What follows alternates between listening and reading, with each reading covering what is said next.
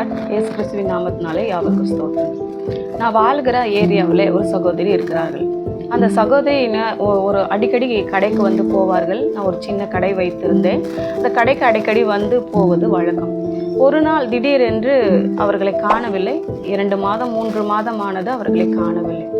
ஏன்னா இந்த சகோதரி ரொம்ப நாளாக காணவில்லையே, அடிக்கடி கடைக்கு வருவார்களே என்று யோசித்து கொண்டு இருந்தேன். அந்த வழியாக அவருடைய கணவர் போய் வந்து கொண்டு இருந்தார். நான் அவரை அழைப்பித்து, என்னாச்சுப்பா, உங்கள் ஒய்ஃபை காணவில்லையே, ரொம்ப நாளாக ஊருக்கு எதுவும் போயிருக்காங்களா, இல்லை உடம்பு எதுவும் சரியில்லையா?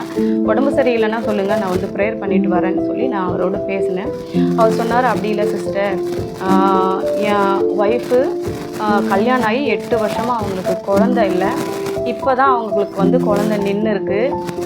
டாக்டர் வந்து அவங்கள அசைக்கவே கூடாது, கட்டில் விட்டு இறங்கக்கூடாது, ஒரு சின்ன ஒரு சொம்பு தண்ணி கூட தூக்கக்கூடாதுன்னு சொல்லி டாக்டர் சொல்லியிருக்காங்க. அதனால் அவங்க பெட் ரெஸ்ட்டில் இருக்காங்க. அதனால் அவங்க வெளியே இப்போதைக்கு வர முடியாது. வருவாங்க, நாங்கள் வீட்டில் ப்ரேயர் மீட்டிங் வைக்கிறோம், அப்போது நீங்கள் தாராளமாக வாங்க அப்படின்னு சொன்னாங்க. நாங்கள் அதை கேட்டுட்டு அவர்களுக்காக ஜெபித்து கொண்டே இருந்தேன். அவர்களுக்கு வளகாப்பு அந்த நேரம் வந்தது, வீட்டில் மீட்டிங் வச்சாங்க. நான் அங்கே போகும்பொழுது அந்த சகோதரியோடு கேட்டேன், 8 வருஷமாக உங்களுக்கு குழந்தை இல்லையா? எனக்கு தெரியவே தெரியாது, இப்போ தான் உங்களுக்கு குழந்தை இல்லைன்னு நான் நினச்சேன், இப்போ தான் உங்களுக்கு கல்யாணம் ஆகிருக்குன்னு நான் நினச்சேன் அப்படின்னு சொல்லிட்டு அவங்களோட பேசும்போது அவங்க ஒரு சின்ன ஒரு சாட்சியை சொன்னாங்க. நான் சின்ன வயசில் ரொம்பவும் முடியாமல் செத்து போகிற நிலமையில் எல்லா பந்தங்களுக்கு நடுவில் என்னை குறித்து தானே நான் உயிர் பிழைப்பேங்கிற அந்த நம்பிக்கையே இல்லாமல் எல்லாரும் வந்து செய்ய வேண்டிய கடைசி காரியத்தை செய்யும்படி எல்லாம் ஏற்பாடு பண்ணாங்க.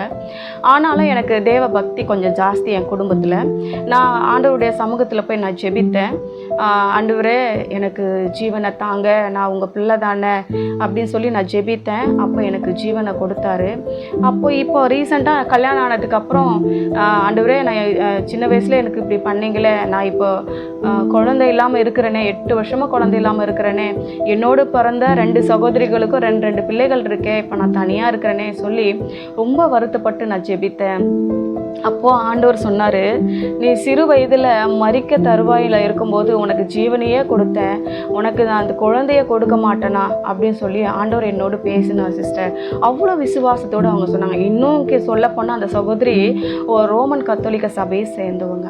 அவ்வளோ ஒரு பக்தி, அவ்வளோ ஒரு இது. அவங்க வீட்டுக்கு போகும்போது பார்த்தீங்கன்னா, ஞாயிறு தவறாமல் ஆராதனைக்கு போவாங்க குடும்பத்தோடு. அவங்க 2 சகோதரிகளும் மதிய தெருவில் வசிக்கிறாங்க.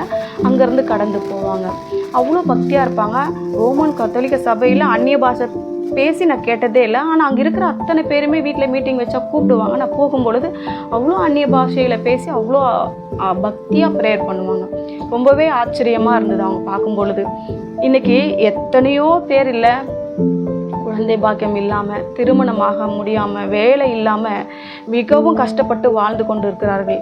ஆண்டவர் கேட்குறாரு, உங்களை பார்த்து கேட்குறாரு, உங்களுக்காக என்னுடைய கடைசி சொட்டு ரத்தம் வரைக்கும் நான் தந்துட்டேன், என்னுடைய ஜீவனையே தந்துட்டேன், உங்களுக்காக என்னுடைய வாழ்க்கை முழுவதுமாக நான் அர்ப்பணித்து விட்டேன், என்னையே உங்களுக்கு கொடுத்து விட்டேன். உங்களுக்கு நான் குழந்தை கொடுக்க மாட்டேனா, உங்களுக்கு நான் வேலையை கொடுக்க மாட்டேனா, உங்களுக்கு எதிர்காலத்தை நான் கொடுக்க மாட்டேனான்னு சொல்லி உங்களை பார்த்து தான் கர்த்தர் கேட்குறார். தேவ பிள்ளைகளை, நீங்கள் கர்த்தரிடத்துக்கு வாங்க, விசுவாசத்தோடு, அந்த சகோதரியை போல விசுவாசத்தோடு தேவ சமூகத்தில் உட்காந்து, ஆண்டவரே எனக்கு இது வேண்டும் அப்படின்னு சொல்லிட்டு நீங்கள் கேளுங்க.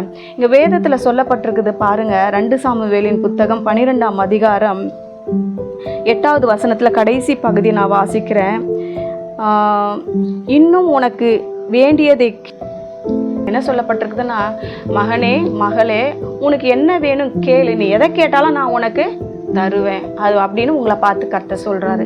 நீங்கள் எதை கேட்டாலும் நிச்சயமாக தருவார். வேதத்தில் புதிய ஏற்பாட்டில் சொல்லப்பட்டிருக்கு, நீங்கள் நாமத்தினால் இதுவரைக்கும் ஒன்று கேட்கவில்லை, கேளுங்கள், உங்கள் சந்தோஷம் நிறைவாக இருக்கும்படிக்கு பெற்றுக்கொள்வீர்கள் அப்படின்னு ஆண்டவர் சொல்கிறாரு.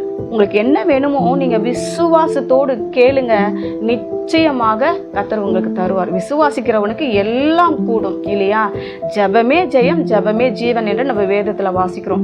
ஜெபித்து நம்பிக்கையோடு காத்துருங்க.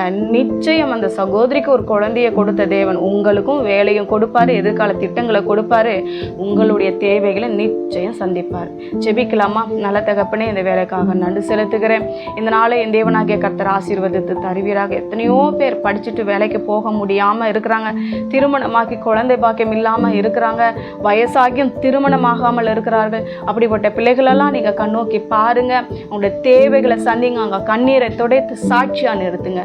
இயேசுவின் நாமத்தில் ஜெபிக்கிறோம் பிதாவே, ஆமென்.